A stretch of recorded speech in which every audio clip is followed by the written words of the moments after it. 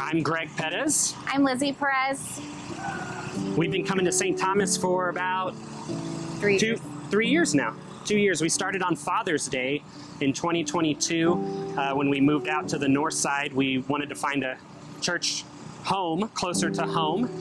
We'd lived by the airport, and we came in one day and loved the sermon, loved the service, loved that there were kids everywhere, and just thought this would be a great place to plant down roots. Our middle daughter started at the school right after that when in the threes class, and now we have our two youngest here, so we're part of the school community as well, which we've loved. So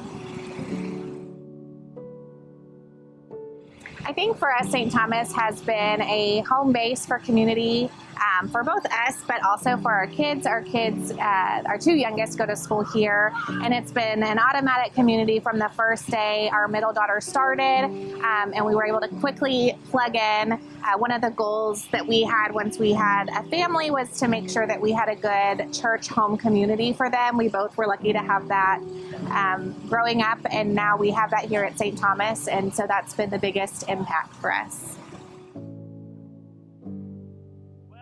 To quote Malachi 3:10, "Bring all of the tithes into the storehouse, so there may be food in my temple." And ultimately, I think it's all about not what we're doing now presently, but for the future. And so a lot of it is giving, based on what you've gotten out of the church. And if you're at a stage, some are able to give more than others. But certainly, if you've been at the church for a number of years, think of how much you've gotten from this family, from this community, spiritually.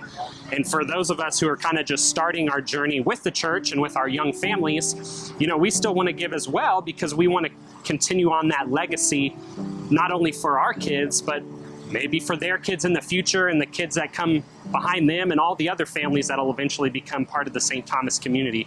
So I think it's very important to not only give, but to give financially, but also to give, your time and commitment as well.